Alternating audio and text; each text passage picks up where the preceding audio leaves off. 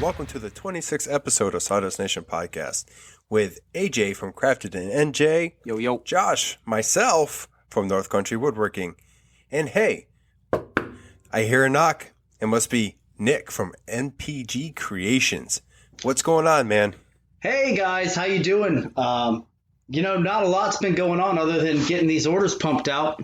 Would love to sit here and chat with you guys for a while. So what's up with you guys? Well, Nick, you're killing us here. We really want to know what's going on in your shop. Oh, you want to know what's going on in my shop? Oh, that's awesome. We talk about our shops every episode. I don't care what's going on with Josh's. Well, I have to say, guys, ever since Safety Week started, I really had an epiphany, I guess you could say. And so I started walking around, assessing different items in my shop, things that need to get upgraded in order to keep me safe, keep my lungs clean, and keep my fingers attached. So recently, as of last night, I put in a air filtration system in the garage. Nice. I bought some of those ISO Tunes Pro 2.0s, which are awesome. I use them every day now. Just been being more safety conscious, using push sticks and all that. So on top of all that, I have about 14 orders I've got to pump out in the next month. But luckily, all my Christmas stuff's done. Thank gosh. So that's about what's going on in my shop. You don't have to brag about that. I mean, right after this recording, I got to go finish my Christmas orders because I love to procrastinate and wait until the day before, and I got to go finish those. Well, I don't know what to say to that. I tried to do a little cutoff for all my Christmas orders, so any type of order I get now, I let the customer know, like, look, I can't get it done before Christmas. So, and most people understand. Out of curiosity, what was your cutoff for this year? My cutoff was about 10 days prior, and that was to assuming I was going to have a rush of business, which I did. I just recently finished my last Christmas order 2 days ago, so I think I cut it off just in time. No, I don't really feel any pressure to hurry up and rush anything. So, and woodworking's all about patience. Mm-hmm. Yes. That and fixing your AJ, own mess ups. What was your cutoff? I tried doing it in June, but then like somebody messaged me only like a week ago and was like, "Hey, can I get a wavy flag, with a badge engraved into it and this and that and like a step stool built into it?" And I'm like, "Sure, no problem. I'll have it ready." So that's my fault. I'll take ownership on that one because at last episode was it last episode or the episode prior? I said, I'm cutting off sales and whatnot. And next thing you know, I had another 2 and I was cutting it real, real close. So it's my own fault. I know it is. But, I don't want to say no to work because I want to get my name out there. Amen. So now I agree. I have to know because you said you just, started using push sticks. What were you using prior? Well, what I meant by push sticks was dedicated push sticks. Okay. The kind you actually have to buy that are shaped, or you can make them, that are ergonomically sound and used for push sticks. Before, I just used a piece of scrap wood that I could find laying around. But, every now and then, scrap cherry and all that stuff just doesn't cut it because it's too thick or whatnot. So I wanted something that I could slide in between the blade and the fence and not have to worry about it catching the blade. So what'd you end up getting? Whatever the cheapest was on Amazon. It was like 3 for $20. It was just these black plastic push sticks. I guess they're DeWalt or whatever brand DeWalt defaults to. You didn't go on that website that you were trying to get us to go on in the pre-show and get what is it called? What, the website?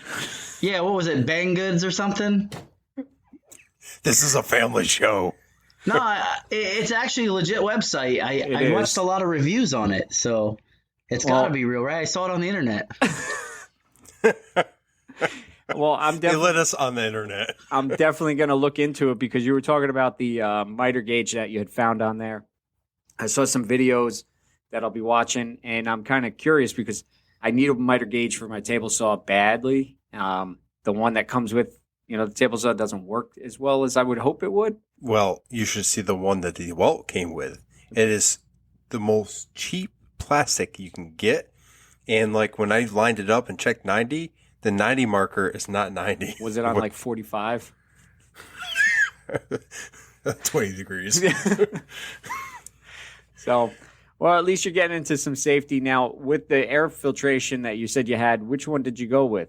I went with the Jet. I don't know exact model number, but it was a Facebook Market find. I couldn't pass it up. I've been looking at them for a while, was contemplating going with one of the cheaper versions, but the price was too good to pass it up. And it was available in Freehold, New Jersey, which is only like 35 minutes away. Nice. And the guy wanted, get rid of it as fast as possible. So I just drove up there and grabbed it. Double digits or triple? It was $300 American. Oh, for a second there, I thought you were going to use like the rubies or, something. The stones? The stones. 300 stones, please.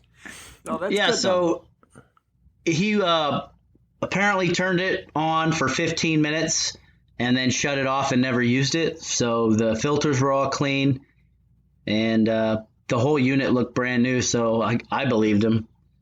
And I got it home, and I'll tell you what, that thing was heavy. I had to have my wife come in the garage and help me hold it up while I screwed it into the ceiling joist because I was, going in line with that safety week. I didn't want to try and make my life a little safer and drop a unit on my face. At least you went into the joist, not drywall hangers or anything like that.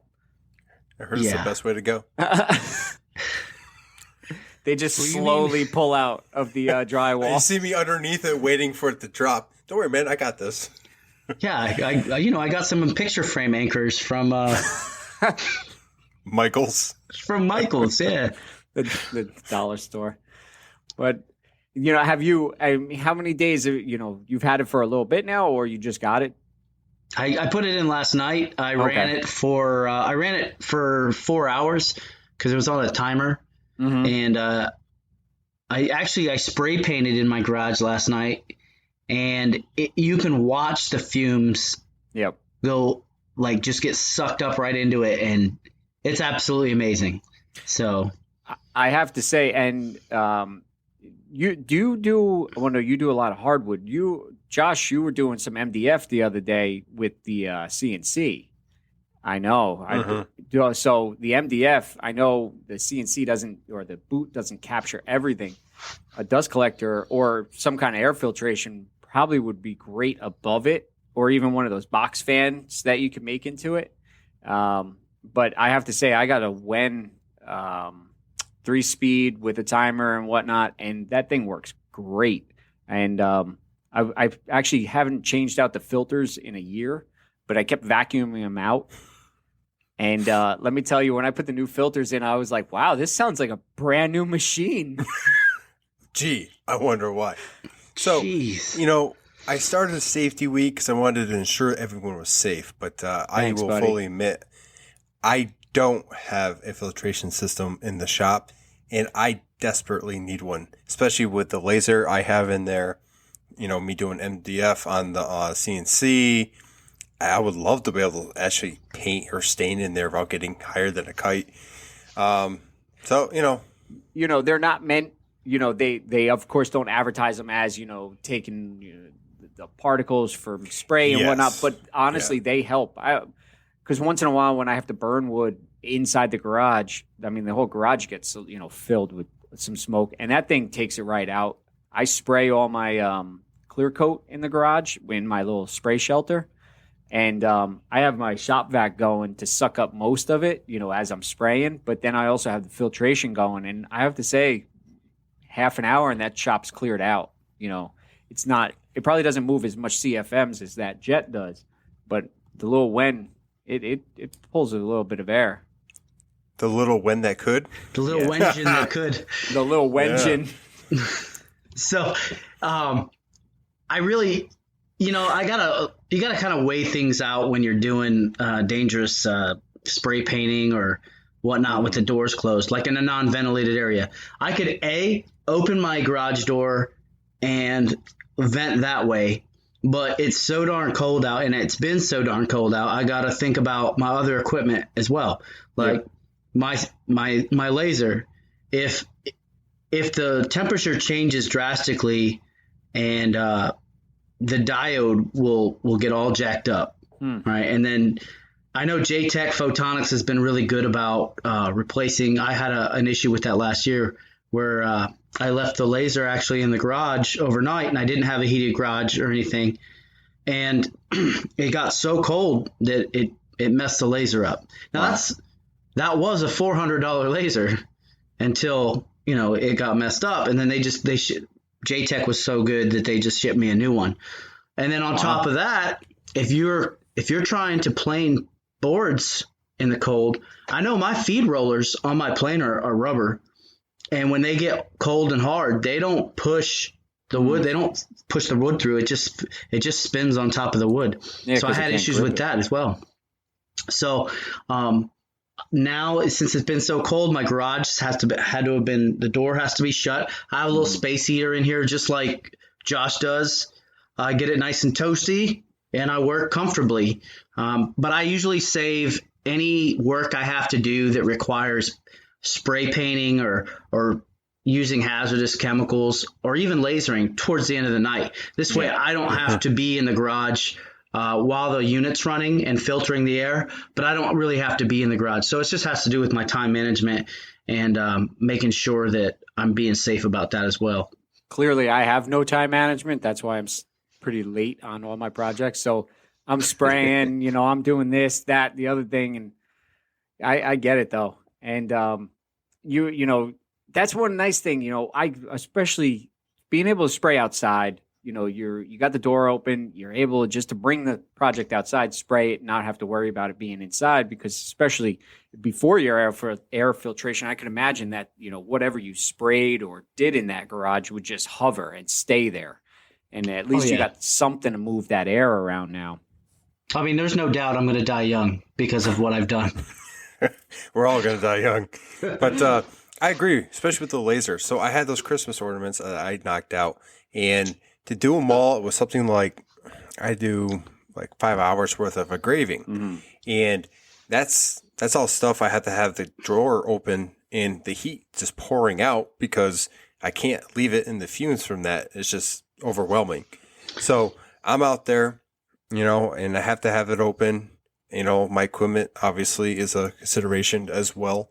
And it's just one of those things where I want to try to alleviate that issue as much as possible. Filtration system seems to be something that could help with that because, as those fumes build up, I have a camera on there so I can actually leave and watch it and let it, filter, go back in there, have it, reduced amount than if I had the door shut completely and nothing.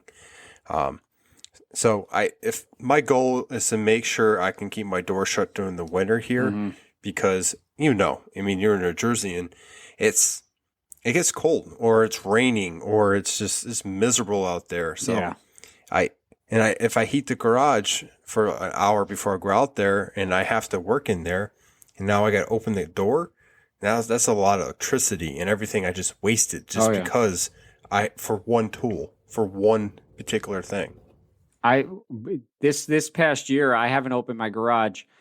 I try not to when I'm out there because, I just got a window AC and, I have heat in the shop. So I try keeping that door closed as much as possible. So it's not great because, I like going outside. I like spraying but I got to do what I got to do, just like you guys. Mm-hmm. And now my only question is with your laser that you have, Josh, what fumes are coming off of it besides like just a wood burn, or is it an off gas from the laser?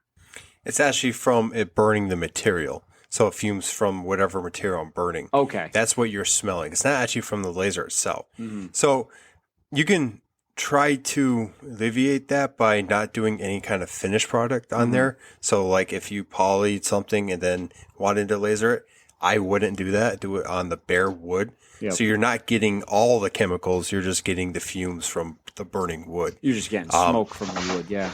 Yeah, and you got to be careful because if you're lasering like that on finished pieces, those fumes will eventually cover that lens. So you've got to clean that off once in a while. And I've ran into issues where it wasn't working quite right, and I cleaned the lens and it just came right back to life. Wow. Yeah, because I heard you talking about that a few times before, the fumes and whatnot. I was kind of curious on what it was that was actually, producing off of it. Now, that's just a regular laser. That's not like CO2 or anything like that, right? The one that you have down below your miter saw? No, it's right below my main workbench there, right next to, yeah, well, I like my workbenches. Okay. Yeah, it's just a diode. It is 10 watt. Okay. I tried for 15 when I bought it, but they ran out of stock. So, but it's done me well. It works really well, especially after I tuned it up and whatnot. After you loosen those belts, you mean? Over tightening might be an issue. Nick, what's your power for your laser? I got the JTech 7.0, which I believe is a 7-watt laser. Yeah, that's what they refer to. It beats the living snot out of the old one I had. Was what, JTech 2.8? But yeah, 2.5? 2.5, 2.8. I don't remember. It was slow. Damn. So anytime I had to do any sort of plaque, and I don't really do large plaques with lasers, but anytime I had to do it, I had to like block off like 4 hours for it to work. Wow. So now I'm cut that down. Like if I'm doing a plaque, it'll take about 90 minutes, which isn't too bad. I would love to have one of those CO2 lasers, but they're so expensive. So expensive. Now it just depends what you're, where you're looking. That's all. Well, I mean, I always try to look on Facebook Market, but there never seems to be anything available. I don't know. Do you know anything about that? That was the biggest lob right to him. Come on, swing at that wiffle ball. Swing and a miss. So. Story time. Everyone ready? No one cares. All right. So next topic. I think we got a couple questions that got sent. Oh, go ahead. Hey, don't be jealous. Okay. So real quick, the other night, my wife and I were sitting. Well, actually during the day, my wife was sitting in the living room, and we're talking about getting or, saving up for a better laser. And we're talking about Glowforge, and she goes, "Have you looked at Marketplace?" I'm like, "Yeah, there's a $500 coupon on there. There's one, I think I don't know, like 4 states away, that's $4,000. That's a basic that barely, that's probably been used for 2 years. And you're not going to find nothing on there." And she goes, "Oh, let me see." She pulls out her phone, types it in, and pops up first ad. One for $600. And I'm like, "Well, it's broken. You're going to have to replace a whole bunch of stuff." So he messages the guy, nicest guy you ever will meet. He sent over a video. "Okay, AJ, you're pretty nice, but this guy was nicer. I got $600 laser from him." Anyway, so he sent us a video showing that it's working, and I'm like, "Okay, yeah, let's do this. It's a great deal. It's a Glowforge Pro. It's the middle version. It doesn't have the pass through technically, but the front does open up, so you can kind of trick it." And yeah, I went down, I picked it up. The guy was great. He gave me some materials that came with it, a whole bunch of, Glowforge materials. He put it in my car for me. He offered me He put it in your water. car for you? Did he offer to come over and set it up for you too? And use it? No. But he did email Glowforge for me and transfer it into my name. So like I said, this deal, this find was once in a lifetime. I've had it up and running. I've done some engraving, some cutting. And I will tell you this. I like having a CO2 laser. It's a 45 watt. The power behind it and the amount of time it can do the things my other one can and cannot do is just amazing. The only thing I do not like about this, and I believe I complained to both you guys about this, is I cannot use a third-party software and have to use a cloud-based software from Glowforge. I got 700 right now. I think I'm going to deal with that issue and just, power through it. I think I can walk myself through it. But that is my marketplace find of the year. So I have a question about that. Oh, yeah, go for it. So that third-party software, obviously you can build your vector files and then import them into the Glowforge software, correct? Yes. So it's much like easel, really. Yeah, but do you have to specify your size of the vector, like, dimensions and all that in your... No, so your Glowforge software can do that for you? So it's much like easel. And if you have an Inventables Xcarve, you've messed with this program before. You can go in, you can resize it. They accept SVGs and stuff like that. And you could place it because there's a camera on top. So like if you have some material that you've been cutting out of, you can kind of strategically place it where it'll use the best material, whatever. And you could do type in there, basic shapes, I believe, and they have like an import thing where you can import some of the basic symbols and stuff like a flower or what have you. But a lot of the designing software in Glowforge is premium, and it's like $50 a month to utilize those. So if you don't want to pay $50 a month, you have to basically design, for the most part, an SVG or a picture, go ahead and import it, and then you can resize it for free, and then go ahead and engrave it. Wow. That's interesting. Yeah. At least with our Xcarves, we can use other software. You know what I'm saying? We're not pigeonholed into one software, and it's extremely difficult to use anything else. At first, the Xcarve was, I was put off by having to use easel, but now that I understand that you can use other programs, it's better. With Glowforge, you can't. I've looked all over, and if you guys find something different or anyone out there knows anything different, but they do not allow you to use any other program, because I bought Lightburn for my other laser, and I love that program. Like, you can create stuff in there. It's easy to edit. It's easy to do anything in there, to control your laser, everything. And I was really hoping to utilize that program with the Glowforge, but it's just not possible from what I understand.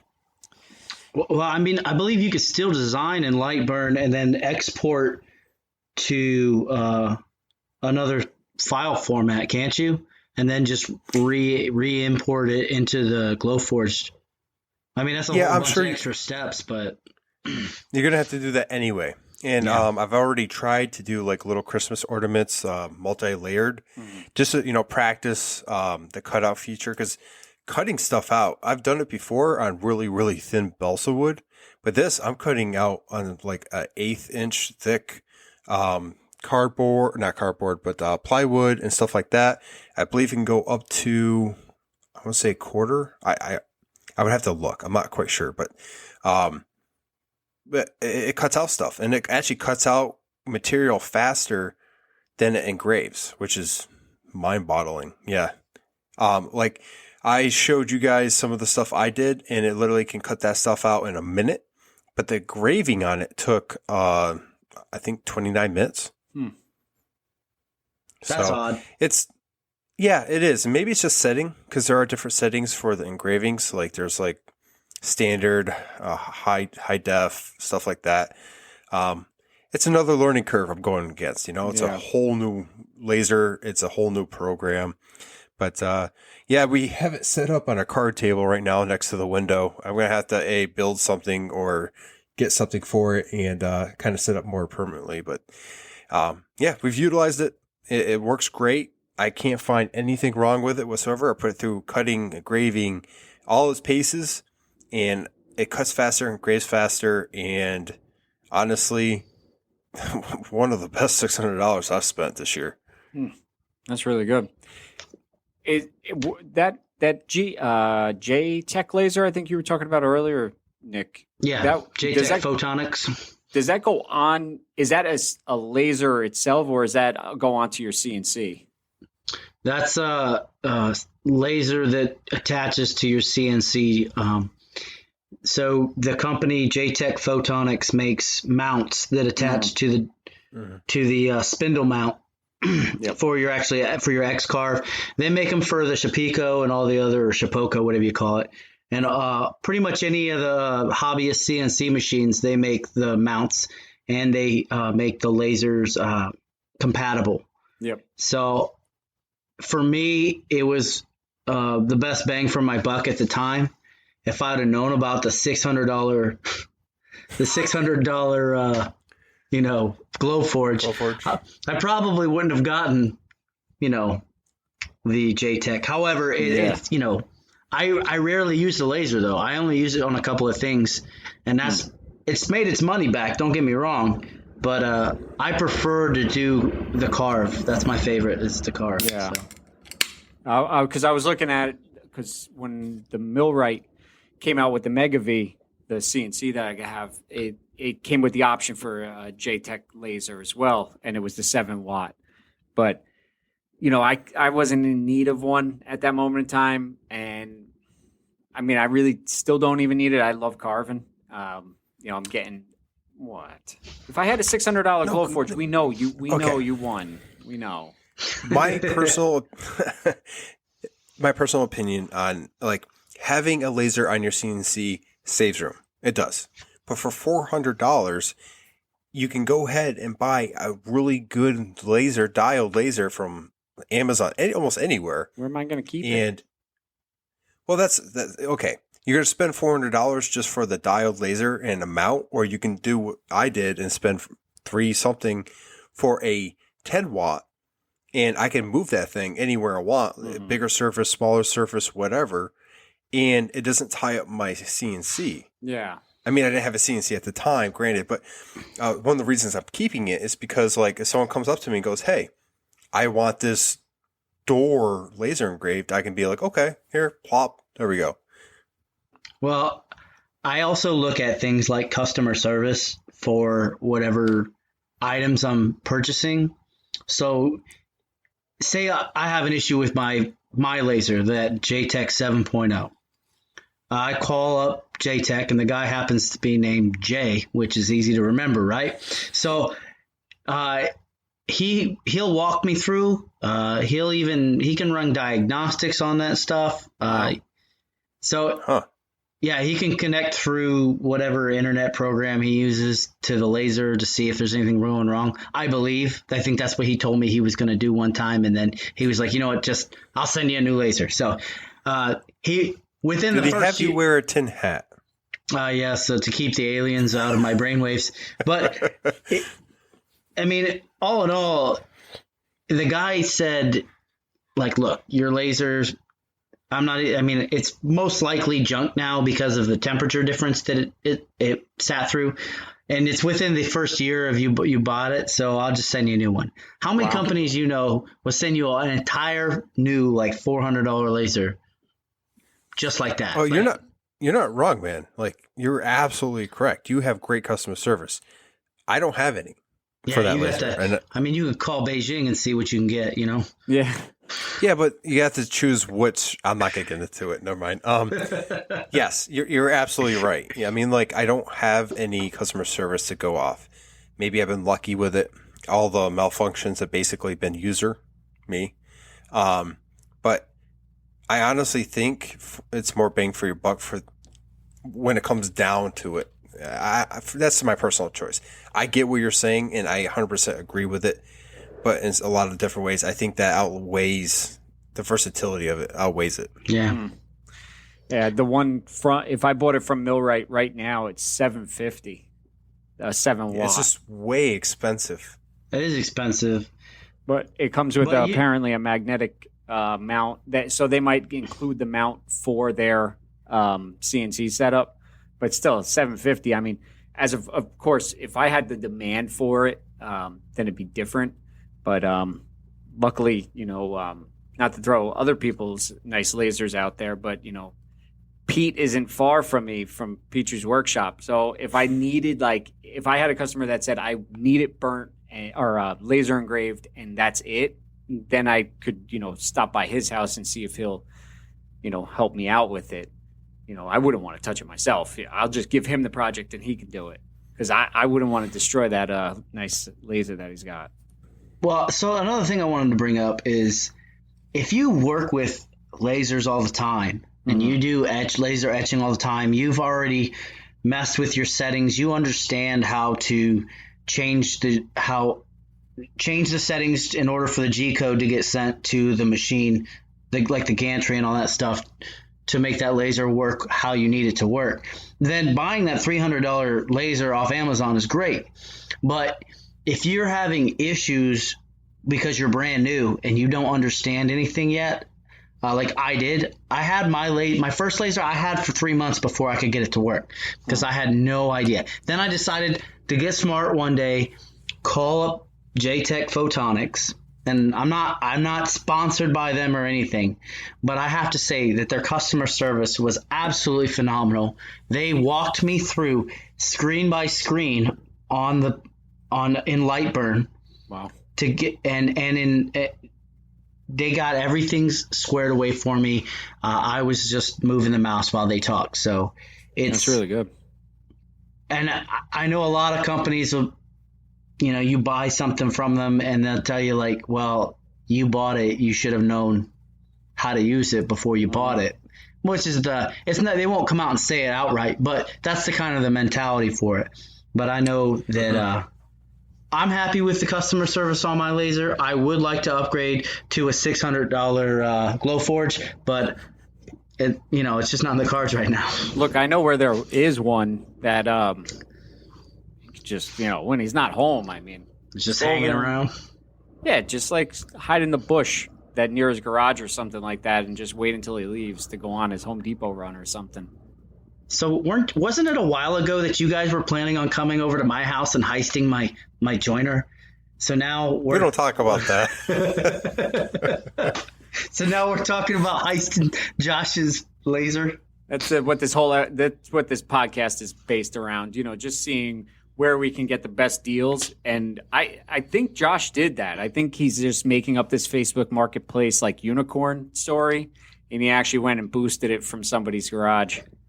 So I gotta ask. I know Josh's greatest Facebook Market find, but what's your greatest Facebook Market find? I would say the bandsaw at this point, because I got a Rikon 10324, and it is a 324. It's not a 325. They don't even make a 325. It's a 324 or 326, sir. Okay. Oh, they go by twos? Well, did you get an awesome deal on it? Yeah. It was what did yours go for? Like almost $1,200 or more? Yeah, it was like 12 or 13. And I got this thing. It's been a year. It's almost about the same thing as Josh's, just a little bit, small things here and there. But I got it for I think $400. The guy said he got it for a Christmas present. He fired it up once, and decided he didn't want it, and then that's amazing. Kept it in his basement. He was actually moving because they were in this like gigantic house, and he had a ton of woodpeckers tools. He had actually not the slab flattening jig from woodpeckers. He had like the jointing jig or something like that. It's almost like the slab flattener, but I'm like, isn't it the same thing, just smaller? Yeah, it's shorter. It's closer to the table. But he had a Z-axis. Yeah, he had a ton of tools, and then, like I said, this bandsaw was practically brand new. The only thing I had to change on it was the blade, because he kept tension on it the whole time. So that blade was just shot. But literally, I walked out with a practically brand new bandsaw for $400. That's awesome, Nick. What was your greatest find? You're finding stuff all the time. Yeah. You'd be like, honestly, like every day he pops up and goes, "Hey man, guess what I found?" Dude, I'm a Facebook market hood rat. All right, I lurk. I'll actually message people to see if they'd be willing to trade on certain things because I'm always looking for an upgrade, always looking to get the best deal. And every now and then it comes, every now and then you just find that great white unicorn that you can't pass up. I'd have to say my joiner is probably one of my best finds. Now, it wasn't all like I just found the Powermatic joiner and just went and got it. I actually did an upgrade on my joiner 3 or 4 times within a 2-week period to get that joiner. So, I would get one, see a better one, sell the one I had, go buy the better one. And I would always line it up. It always happened so that it was just perfectly in the timeline. So like, I know one day I bought one and the next day I sold it for the same price because I found a better one, went and bought the better one, and then sold a better one. You know what I mean? So in the end, I really only paid probably $400 for this Powermatic joiner I have. Jesus. But I did a lot of flipping to get there. Yeah. But when you need a tool, though, you pretty much take what you can get for the cheapest price, what you can afford. You know what I mean? Yeah, I started off with a 6-inch stand-up joiner, like a cabinet joiner, like the one I have. But it was I don't even know, it was like Central Machinery or something like that. And then I listed, brand. Yeah. Well, I listed it, and I don't think they even make them anymore. It was made in Taiwan, and a guy drove from Virginia to come get it. Wow. So, I mean, he was adamant, like he needed it for his shop. I was not going to stop him. So, okay. Anyway, that's probably my greatest find. But recently, I picked up a Porter cable drill press.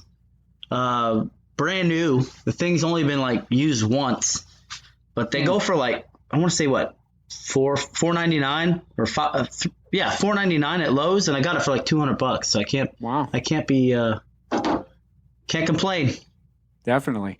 Now, if you come across another Powermatic joiner and it's a fairly decent, nice price, I'm looking for one. Yo, there's a jet on the market right now. It's like $400. I messaged the guy. I was going to buy it and then sell it. But he's looking at Marketplace right now. You're while like we're a recording. jointer fiend. He's an addict. You see joiners and planers right now, especially with the economy and how things are going. People are not using these machines. They need the money more than they need the machine, which I feel bad, but I have the Aiden. Ooh. Yeah, I mean, if you have the means to help them out and give them what they want for the machine, that's great. I'm not going to try and lowball somebody who's down on their luck selling a $1,000 machine for $400. But you can get it, you can turn it around, and I'm not all about flipping, but I do like nice things. So now, out of curiosity, AJ, in your shop, yes, at a percentage level, what would you say you got out of from Marketplace, and what would you say brand new? I mean, like, what's the percentage there? 40. I'm 60? I'm just going to go through real quick on the tools because I'm trying to think. The drum sander. I know Nick's answer. It's 100. No way. I did get that X-Carve for $1,000 too, right? No, you did not. The second one I bought, I got it for this. Okay. It was 1,000 millimeter for 1,000 flat. Couldn't pass it up. Jesus. Yeah. But I got AJ? the drum sander, the joiner. Those were from Facebook. The bandsaw. What else? Oh, my first Wen bandsaw, the Rikon bandsaw. I got a few things. My Porter cable router. I'd say it's like a split down the middle, about 50-50. And I mean, you sometimes find those duds. Like, I mean, my joiner's fine for what I do. Do you use your joiner a lot, Nick? Yeah, all the time. Yeah, see, I use it all the time. I'm in the boat where I'm not using mine. I kind of steer clear of it. I think if I had a better one that was more adaptable, like I got a 6-inch Craftsman that's straight blades, and it's louder than hell, and it's nasty. Is yours? Is it a bench top? No, it's one with a little stand. So it sits about, maybe as high or a little lower than yours. It's got no dust collection whatsoever. It just spits it all out into the floor. It's nasty. I don't know. There was a whole bunch of purple paint that got spilt on it. The thing was filled with rust. I had to take it all apart, clean it up. I mean, it works, but I think I need to change out the blades at some point. They still feel real sharp, but I was watching some videos on joiner blades and whatnot, and one guy goes, "Oh yeah, they seemed sharp, and I changed them out, and it cuts like 1,000 times better." And I was like, maybe that'll help. I got to just see. Well, I mean, you could always buy a new one. I mean, I'm saying, like, I don't know what your financial situation is, but you could always buy a new one and then sell the old one. That's what. Well, once I get my paycheck from YouTube, because we hit 1 million subscribers, I'm gonna just buy a new joiner. So I agree with changing out your blades. Now, I think mine, the model I have, is like $27 to change out the blades, and I can only find them on like Amazon, but because it's so old. Mm-hmm. But I would really like to replace it with a Helix head cutter, and just alleviate the straight blades themselves, because you could buy those anywhere, like really Tools Today, anywhere, and I think once I did that, it would definitely obviously be cutting better, quieter, and because the machine itself works just fine. If I can upgrade one piece and make it a better, jointer altogether, I'm not going to get rid of that. I bought that thing for like $300. It's a Grizzly 6-inch. Mm-hmm. So, if anybody's looking for a drum sander, I just found a really good deal. I've been looking at those too, but they're usually outrageous.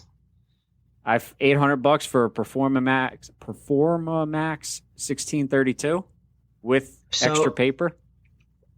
So I don't know the models particularly, but I'm on a lot of forums for tools, and I know that there are some models that they don't make parts for anymore. Yeah.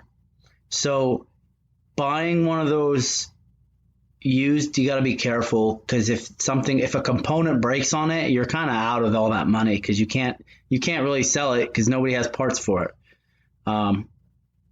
That's the only thing I'm trying to be aware of when I do pull the trigger on one of those drum sanders. Now, if somebody's selling it for like $200 and it's an obsolete model, but it still works, you're darn right I'm gonna pull the trigger on that. So that Ryobi, their parts are really limited for those. Because I tried looking for some things, and they're hard to come by. But the other thing, I found this one that just so happened I found it. The couple that was selling it, well, actually it was a younger girl who was selling it for an older couple that was moving down south, and she wasn't answering me back right away. So I was sending, of course, annoying messages like, "Hey, just making sure, And it went weeks before she actually got back to me and said, like, "Okay, yeah, you can show up." And I went on a whim out to Pennsylvania and picked it up. And literally the guy, some old guy, he got it handed down to him, and the thing was almost brand new. I forget how much I paid for that thing. But I actually got him down a little bit more, and, it works great. But parts are limited on it. And those are limited to find online as well, those Ryobis. Like they're a gem. I do actually want to kind of amend my greatest Facebook find.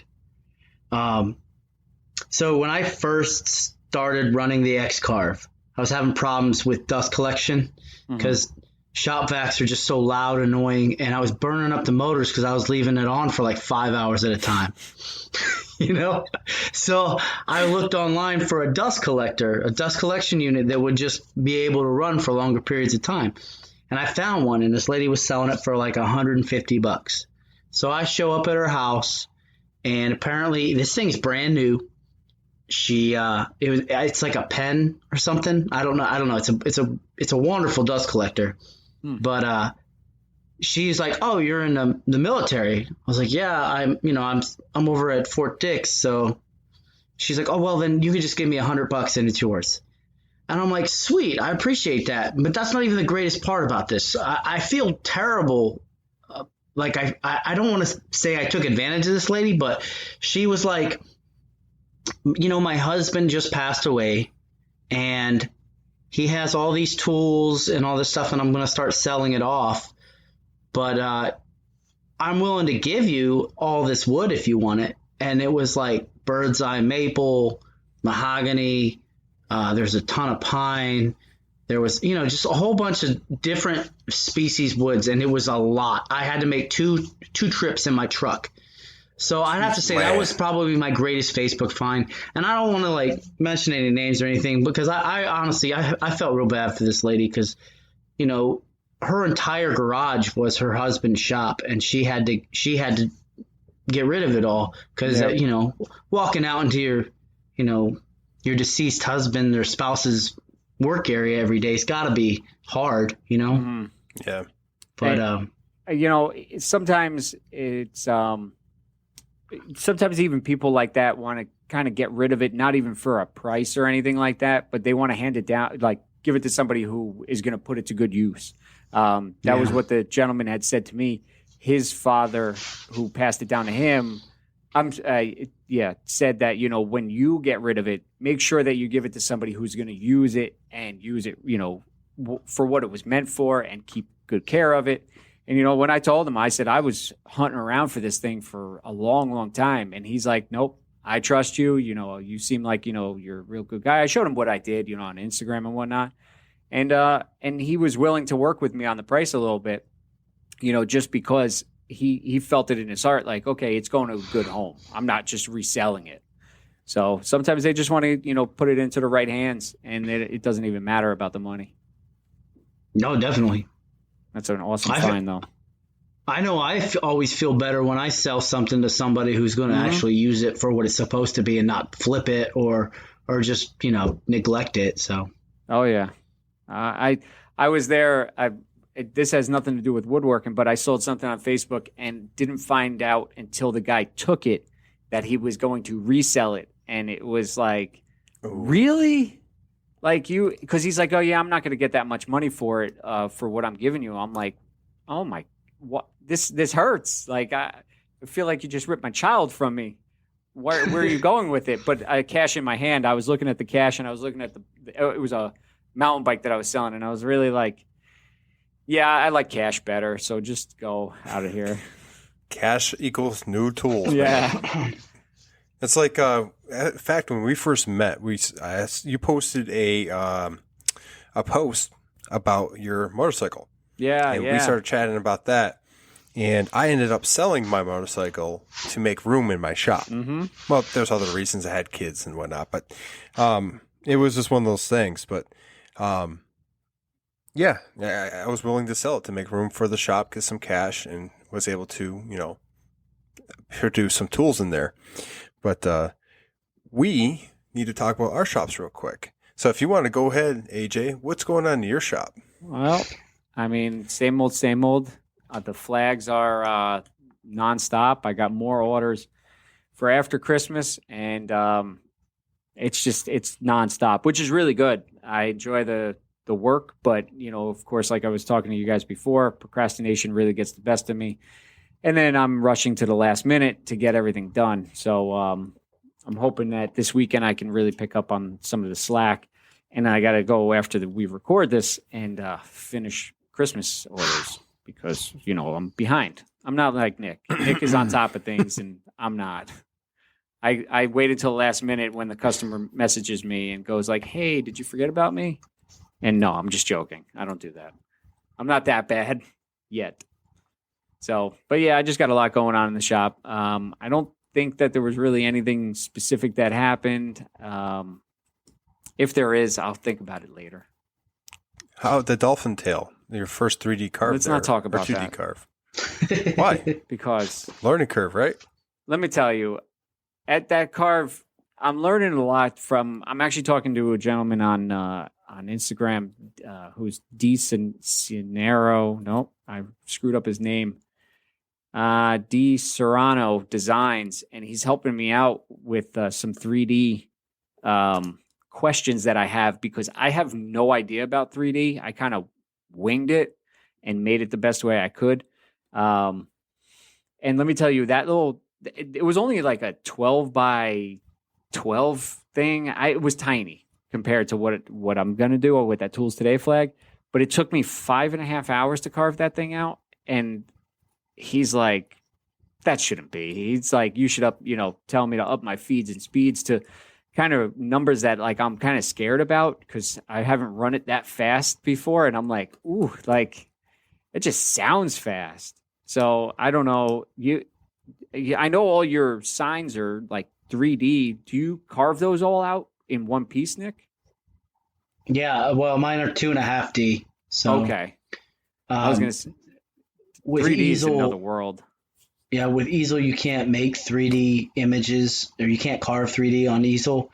You have to use a different program to create, and then I guess you can send your G code through easel, but I was gonna say I think you could do it through like Aspire or something like that, and then but you got to look at the price though.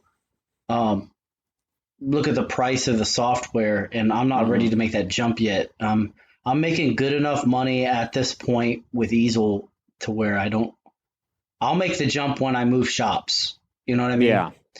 Because there'll be a break and I don't have to worry about pumping orders out. So, It's definitely, once I get, I don't know a lot about CNC. I kind of just got, I got one, I jumped in and been learning it's been a hard learning curve for me, because I tweak little things here and there to just see what happens, but I don't want to tweak it too much.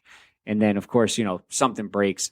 And, but when they go into feeds and speeds and then, plunge rates and this rate and that rate. And then when Josh asks me questions and Easel calls it something different than Vectric does, then, I'm getting confused with what he's asking. So now my settings might not be right for his machine. It's a whole big thing. And then I throw 3D on top of it. And it's like, oh, wow. Like, what am I doing wrong over here? Well, so you have which machine do you have? The MillRight Mega V. Is it like aluminum gantry and all that, or aluminum gantry, rack and pinion gearing? Okay, so it's got a pretty strong gantry.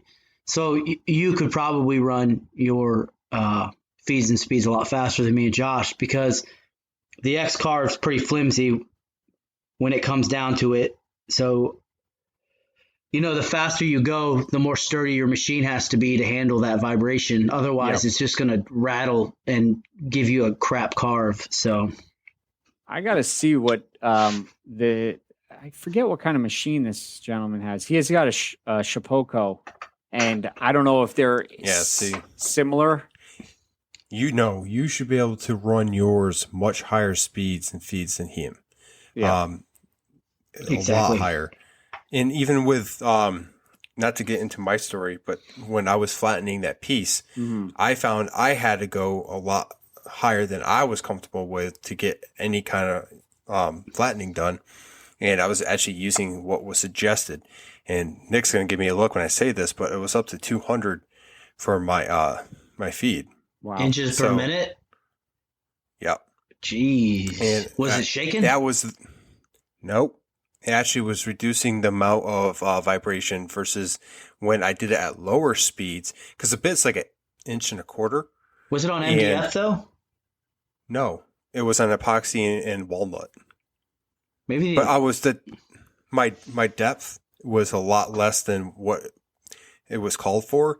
I put like 0.05 and I ramped it up, and I was able to actually produce a good carve out of that. Now, I just got a better bit that should produce a way better carve, and I'm kind of curious on how I'm going to set that up. But ours can't handle certain things, and I was really concerned about the vibration and everything when I was doing that, because when I think X-carve, I don't think flattening. Yeah. But I mean, like, I found a way around it, and I've actually talked to other makers that have been doing it and what they're using for feeds and speeds, and I wasn't that far off. What? Yeah, it is. Now, I mean, this gentleman, since he's running a Shapoco, he was telling me, because we were talking about that wavy flag that I still have not done for tools today. And he asked for my settings. My settings on some of them were real low. They were only like at like 150 inches a minute for feed and like 75 inches a minute for speed. And he was saying he's usually doing about 200 inches a minute. And I was going like, it seems very, like, to me, 200's like off the charts for me. And then he was even saying he's going to probably crank it up to about 400 inches a minute to see how well it goes. And I'm going like, I don't know if I want to like test the waters if, without a disposable income. I'd rather see the machine work, than trying to see how fast I could destroy it. Well, yours will hold up much more than his, and you use what the bit is programmed at. Yeah, right. I'm using. You didn't change it, right? I'll tweak it a tiny bit, but since it was going into 3D, I have no idea what I was doing, so I don't want to set it up, completely wrong and whatnot. And Josh told me he just has 4 fingers for some reason. Yep. I lost one because I didn't use an appropriate push technique. Don't knock on wood. Don't say that.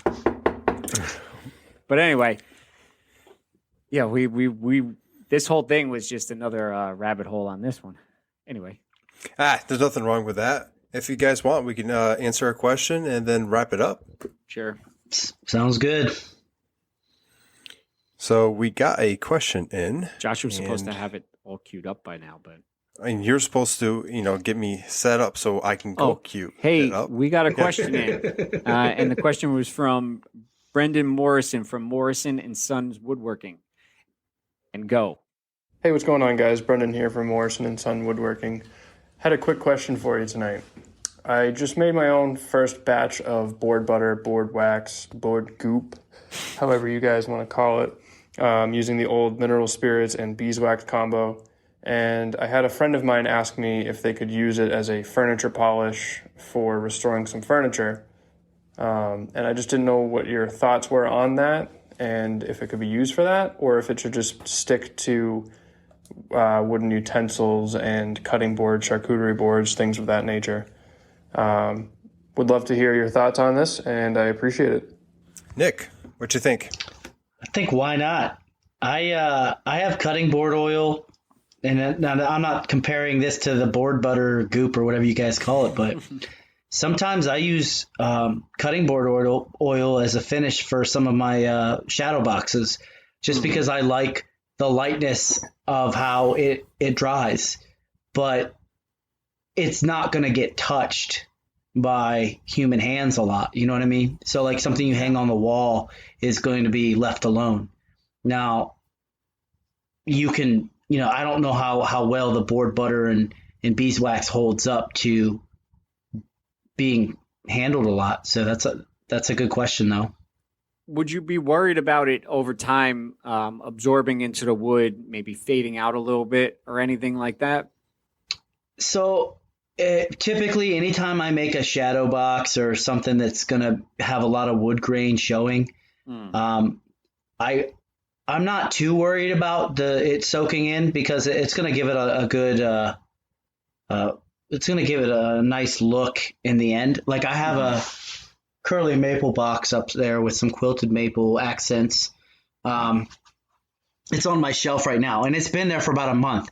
And I used cutting board oil on it, and it's obviously dry. It's been dry for a month, and I like the way it's turning out. That curly maple the tiger stripes are starting to show more. So, I mean that's the best answer I got. So yeah.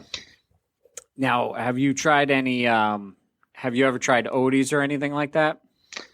Yeah, I was about to, but I rather spend my money on other things at that time. So it's still in my cart on Amazon. I'm going to try it eventually. Yeah. Yes. Is it food safe? It is. Yes. So you can. I'll give it a taste.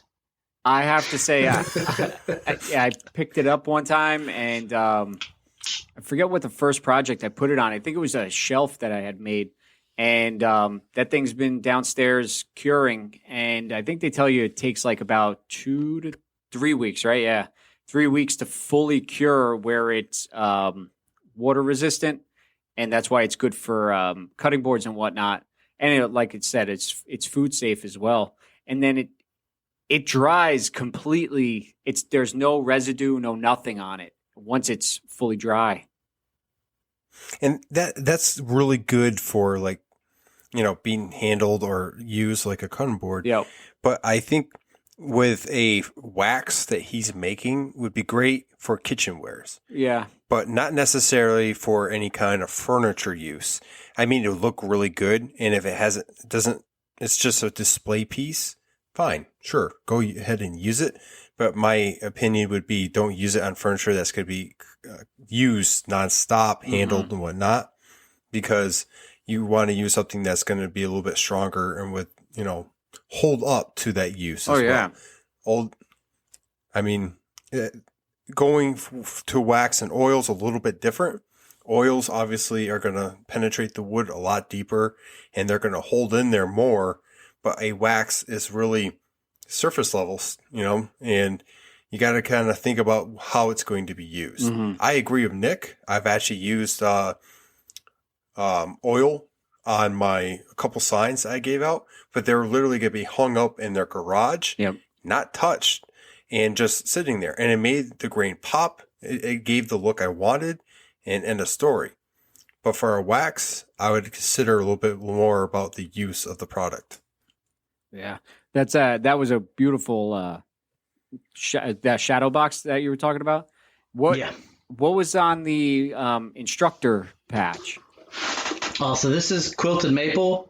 Wow. I used I paid an outrageous amount of money for like 3 board feet. Jeez.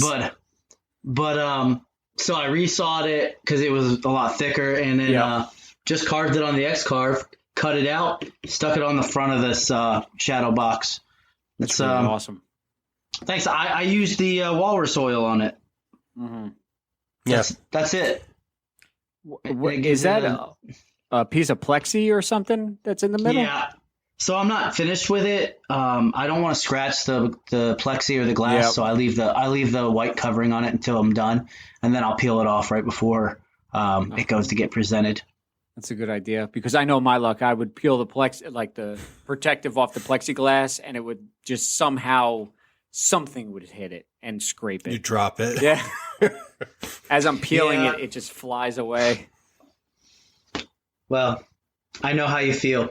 I've made shadow boxes before and then scratched the glass on them, and I left myself no outs. There was no way to get that glass out aside from ripping that shadow box apart. So. Oh, wow. Yeah, Josh can tell you about that. Well, I have seen you, I don't want to say this, but I've seen you make mistakes and do really well at not concealing them, but making them a feature in such a way you would never know it was a mistake. Really? Yeah, I'm thinking about a giant flag, or not flag, but giant globe world view you did for a certain person. Oh, yeah. Yeah, you're right. Yeah. That was brilliant. But Europe and the US were in the wrong spot. I left a few land masses out, I guess. I don't. Australia and North America. It is what it is. It was well received. We're good. Yeah, see, and that's what matters. So, my uncle, who does a lot of woodworking, he said that being a great woodworker doesn't necessarily mean doing everything right. Like as far as making things perfect, it's also encompasses being able to not necessarily fix your mistakes, but mask them and make them not look like gaping mistake. So anyway. Yeah, it's we've learned that. Yeah. Unless you make a mistake that you can't hide, in any which way. Like, I just made a small picture frame and I measured completely wrong because I've never made a picture frame before. And I wanted to rabbit out the back, and then I set that. It was actually for that dolphin tail. I set the dolphin tail in there and go, well, I made it too wide, so now you see gaps on the side of it.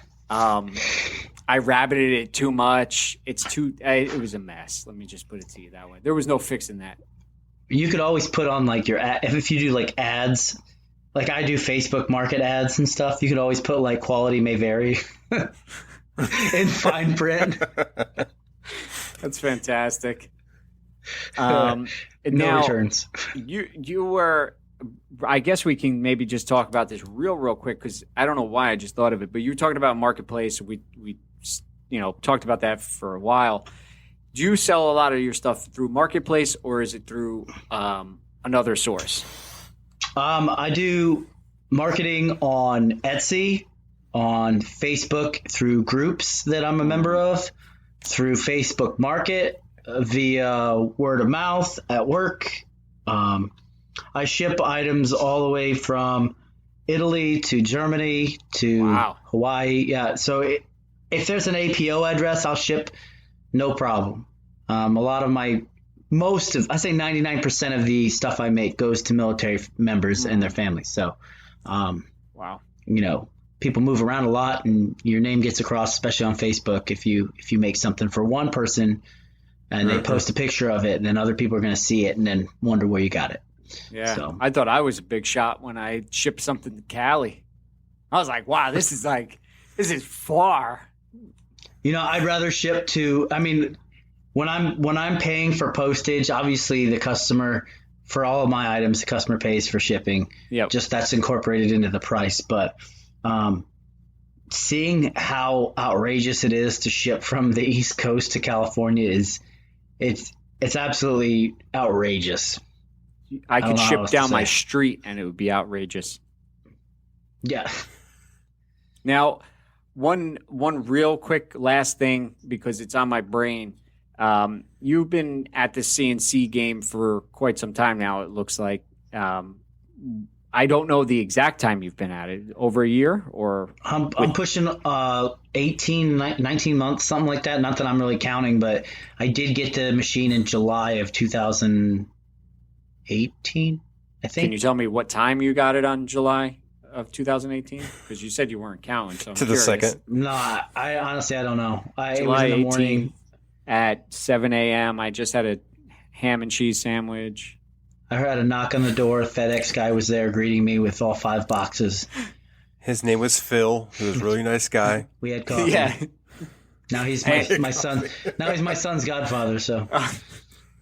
So you've been at this for quite some time, comparable to Josh and myself. And do you have a when you do projects on the CNC, do you charge by the hour? Do you charge by the piece?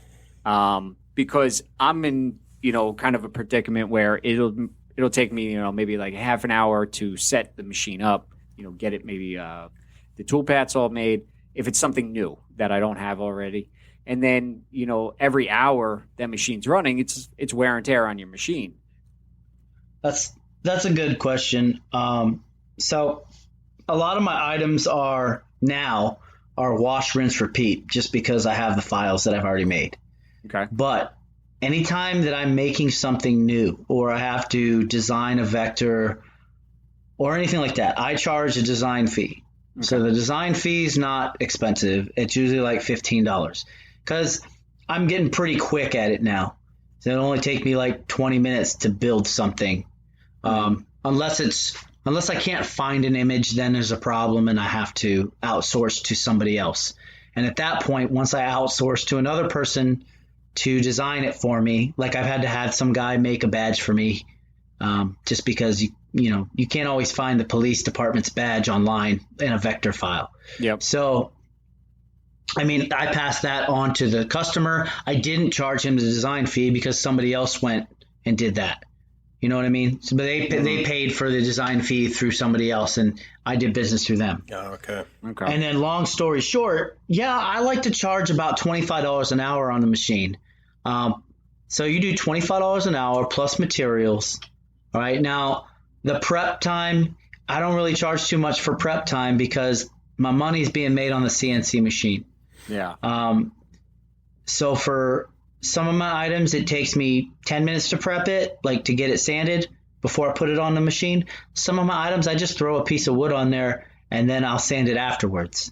So it all evens itself out, I believe. I'm not doing it. I mean, if I was building a kitchen table or something like that and it needed to have a giant thing routed into it, yeah, of course I would charge prep time because you gotta plane and joint those boards and marry them together and stuff. But Yep. most of my stuff is just small plaques and signs. So, Okay. but to answer your question, yeah, $25 an hour plus materials cost, and the materials cost is usually pretty nominal when it comes down to it. Have you ever reached out to, because I know you do a lot of military patches. I'm doing police stuff, firefighters. I think Josh actually told me, why don't I just reach out to the police department to get the vector file? Have you had any experience with that, reaching out to somebody? I know you had just mentioned it, but you yourself reaching to the police department or branch and saying, hey, I need that vector file. Do you know who has it? So yeah, I haven't reached out to the cops. Like if I can't find it online, I'll find a picture of their badge that's an actual file. I feel weird about calling a police department asking for them to email me their vector file for their badge, because that's, they're going to get suspicious. Like, what are you doing with it? Like, Yeah, it's kind of like your letterhead. You know what I mean? I was thinking the same thing, because I'm going like, they're going to think, why do you want that? And now you got to explain to them, are they going to believe you? Well, I'm having badges made. Yeah. Well, I mean, honestly, what's there to lose? Like, if they ask and you're like, I'm a woodworker, they can look you up online. It's not like, you're unheard of. And I'm going to use it for, someone within your unit. And if it's not the guy itself you're talking to, be like, hey, it's for Bob over there. Make it a flag for him. I just need it. Your best thing would be almost to have that, the guy whoever talked to you, the wife or spouse, go to them and say, look, my husband or my spouse is, part of your department, and I'm having this made. I know there was go ahead. I just recently ran into that. So typically that's what I do. Like if somebody in the military says, hey, can you make this flag with this image? They usually send me a picture of a patch. I say, hey, get me the vector image from your unit, and then I will make it for you, no problem, right? Because it's easier than reinventing the wheel. Yep. And plus, then I don't have to charge them a huge design. I don't charge them the design fee because I already have the file. Now, I was commissioned about 2 months ago to make a badge for a fallen officer for his family members. And the family member, I guess it was the brother, who came to me and asked me, he showed me a picture of the actual brass or the gold badge that they wear as a detective or whatnot. And I did a search on the internet, couldn't find a vector image or a PNG or any sort of file for it. I asked him to reach out to the police department because it was, I think it was in New York, somewhere in New York. And he did, and they never got back with him. So at that point, I'm like, look, man, I can have this badge made. I just can't make it myself because it's so intricate. It was super, super like in depth. So I had commissioned out to somebody else, and obviously I passed that on to the individual, that price. But I didn't charge the design fee, and plus he had like 5 badges carved up, so it was it paid for itself eventually. You know what I mean? Yeah, there's actually I actually used to do the same exact thing. Try finding the best photo you could online, transfer it into a vector file. And then I stumbled upon a company on, I think I sent it to you, Josh. I don't know if he did or not. Maybe not. I know you were having issues with it. It was, I'll shout them out on here, but it was Vector Outlines, I believe. They're on Instagram. And oh, you did. Yeah, and all I have to say is you send them the picture, and I've had some pictures where like one badge was missing a number, one badge like had such a bad glare to it, and I'm like, please tell me if this is not a good picture. And they came up with a perfect vector file, and theirs was I think like $16. So at least then I have an option to go. Okay, actually I'm doing another one. I had to. How was the turnaround? I'm having one issue with one file that I sent them. Something happened on their end. I think they had like some system cleanup and it kind of got moved. But other than that, I had some patches that I sent to them. I sent them 2 of them, and I had them back within, I think, like 4 days or so. And they were perfect. Not bad. I mean, like... What's your... Well, finish. Oh, I'm done. I got nothing else. Sorry, I didn't mean to interrupt, but I'm curious on, Nick, where do you send yours out to get done, and what's the turnaround there? So I placed an inquiry on one of the CNC vector file design pages on Facebook, and I asked like, hey, who can do this and who can do it accurate? And everybody seemed to like tag this one guy in it. So I placed my faith in him. He got back to me that evening, had a badge for me in, I want to say like 18 hours. Wow. So, and the guy, he's a retired gentleman and all he does is CNC router stuff. So he did an outstanding job. It was $25, which I didn't, it wasn't, I'm not trying to sound like it matters. Like it wasn't my money, but it was still an acceptable amount of money that I thought that would be okay. Now, one last question just to tag off of that, because I know Josh is his bedtime's coming up soon, and he's got to go cuddle with his cat.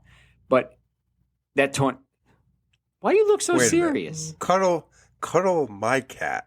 You're the cat guy. Anyway, if you were to, I might have to message you and get that guy's name for those vector files, because this company, I just sent them another badge to get done, and their turnaround time, they say, typically is within 24 to 48 hours. You'll have the first file, and you could decide if you need anything changed from there. I think it was 48 to 72 hours, something like that. But that $25, would you put? Do you just charge the $25 with no profit on it, because it's it's not like it's nothing that you're doing. You're just sending it to somebody. Because I'm. Go ahead. You're right. Yeah. If I don't do the work, I'm not charging the guy. I'm charging the guy what I pay, which I'm obviously I'm doing the legwork for it. Yeah. But this customer, he was about to place a large order, so I wasn't going to charge him for me to do that small amount of legwork as to like just post a message and then contact the person, Yeah. So, well, and plus, you get the file afterwards too. So if it's something that you can ever use again, you have the file and you didn't pay a dime for. And not only that, is since the guy paid the $25 for the file, I emailed him the file in case, since I'm moving, that since if he needs to find somebody else to be able to do some work with that same file, so he can. That's really good. He paid for it. It's his, Yeah. Well, I could sit here pretty much all night and talk to you about CNC stuff and pick your brain on a lot of different things. But at this point, I think we're going to go ahead and wrap this up. Well, thank you, Nick, for joining us today in Sawdust Nation podcast. And thank you to our sponsors as well, Totalboat and Stickerbeat. Totalboat, if you have any epoxy needs, I would definitely stop by their site or their Instagram page and check them out. Their customer service and their products are top notch. I know all 3 of us use them and on pretty much any project we need. And anytime you need help, they're right there to help you out. Stickerbeat, great stickers. I did a story about them earlier this week, freezing rain on the back of my car, and they're still sticking. They use that 3M material that just will stick there until you're ready to peel them off. And you can get 20% off using our promo code Sawdust Nation. And with that, AJ, do we got anything else? And you could reach us at on Instagram. You could send us an email at the Sawdust Nation Podcast at gmail.com. On Instagram, I'm AJ over at Crafted and NJ. Josh is North Country Woodworking. And you got Nick at MPG Creations. And you got any questions for us, you can send them our way.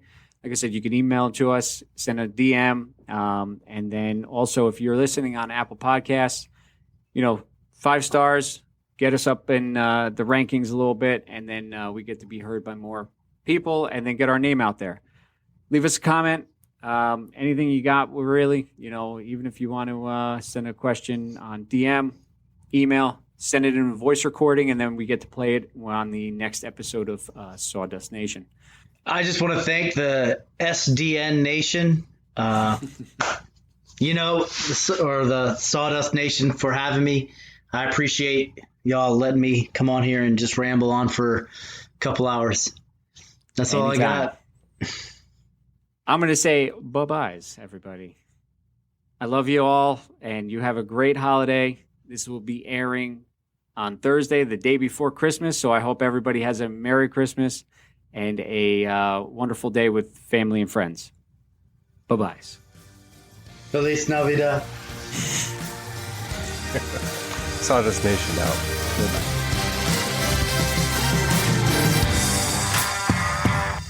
And with that, have a Merry Christmas and a Happy New Year. Ho, ho, ho, ho, ho. And we'll catch you next time on Sawdust Nation Podcast. Bye-bye.